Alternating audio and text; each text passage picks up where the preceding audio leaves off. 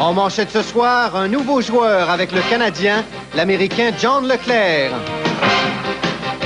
Ben Johnson finit 4e au championnat du monde en Espagne.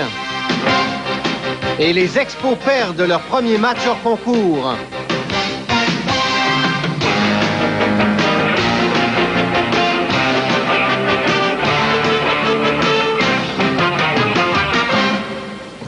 Bonsoir, mesdames, messieurs. Ici François Fauché en compagnie de Guy Bertrand. Bienvenue à Sport Plus. Eh bien, il y avait 3 matchs qui étaient à l'affiche dans la Ligue nationale de hockey. Les Blackhawks de Chicago étaient à Buffalo. Guy, une visite à l'auditorium de Buffalo, c'est pas forcément la façon la plus agréable de passer un vendredi soir. Il n'y a pas beaucoup de façons agréables de passer la soirée à Buffalo, mais celle-là, elle est vraiment ennuyante ces jours-ci. Les Sabres qui n'ont pas mérité de victoire à leurs 10 derniers matchs à la maison, ce qui est un nouveau record d'équipe.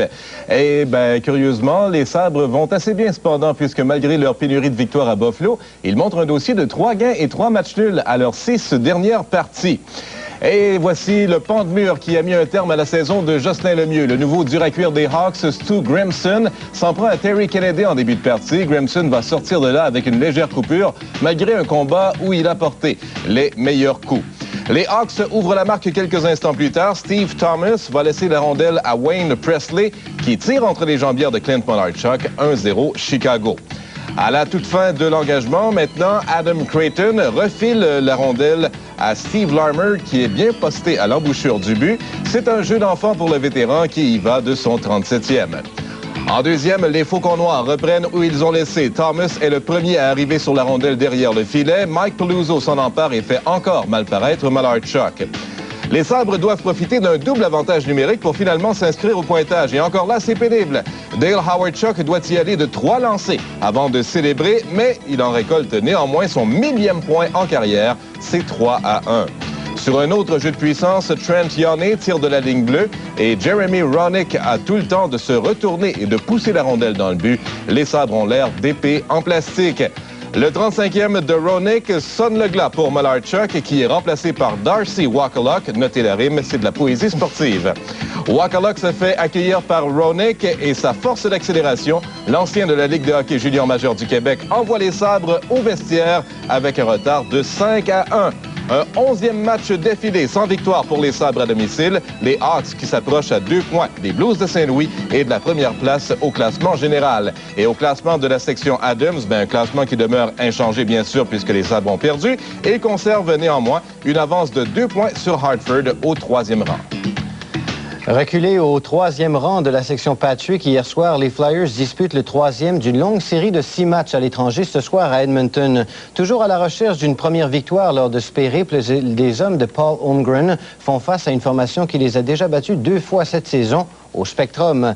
Les Oilers ont démontré beaucoup d'agressivité en début de rencontre. Le Tchécoslovaque Peter Klima fait une petite démonstration de son savoir-faire, mais accroché par le défenseur. Son tir sur Reggett est faible et le gardien des Flyers a le dernier mot.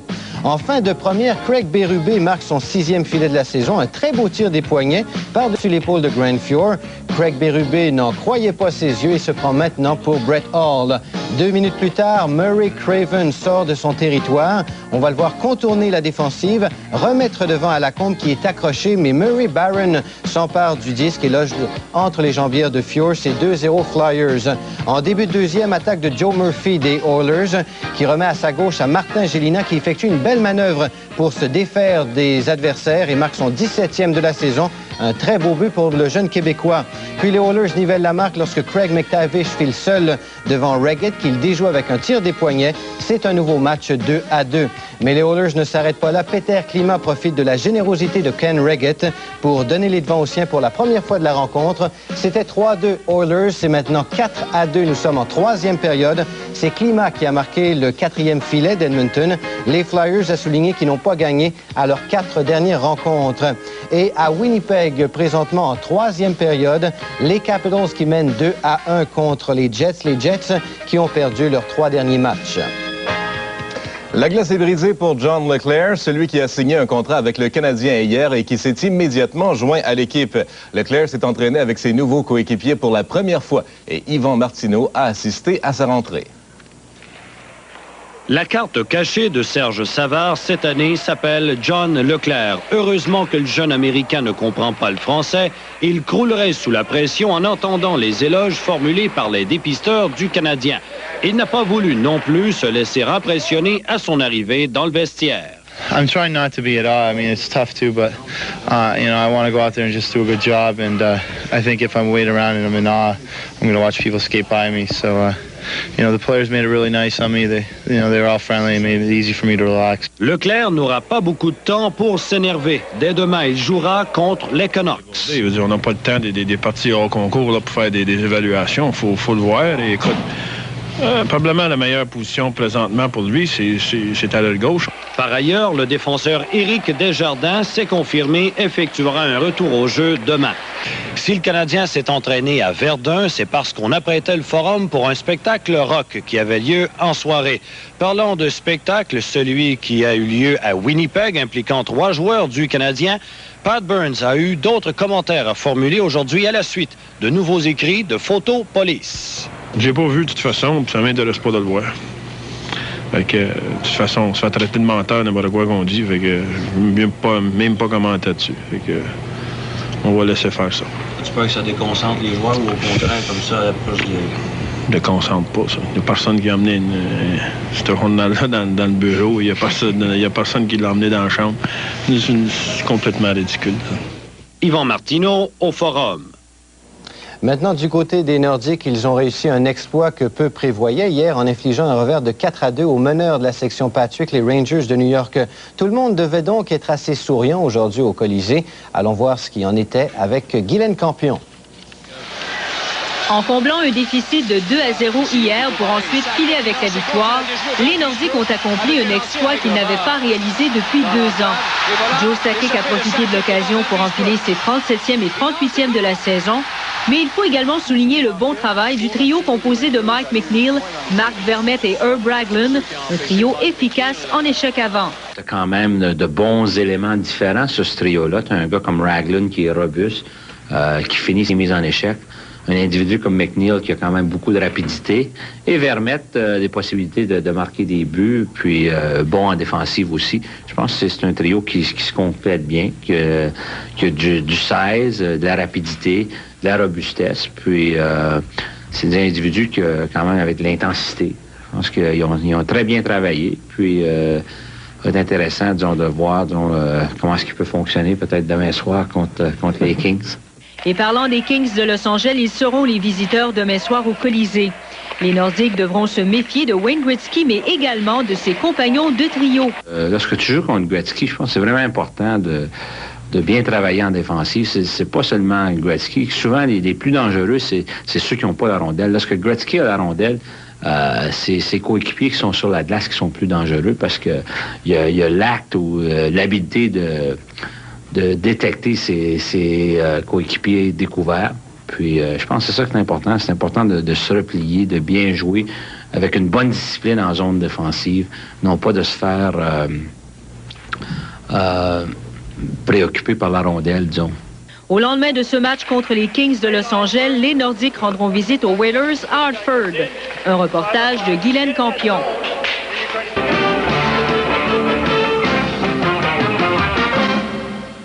Eh bien, on s'attaquait aux choses sérieuses cet après-midi à Fort Lauderdale alors que les Expos amorçaient leur calendrier de la Ligue des Pamplemousses par un duel contre les Yankees de New York au Monticule, celui qui devrait être là pour le match inaugural, El Presidente Dennis Martinez.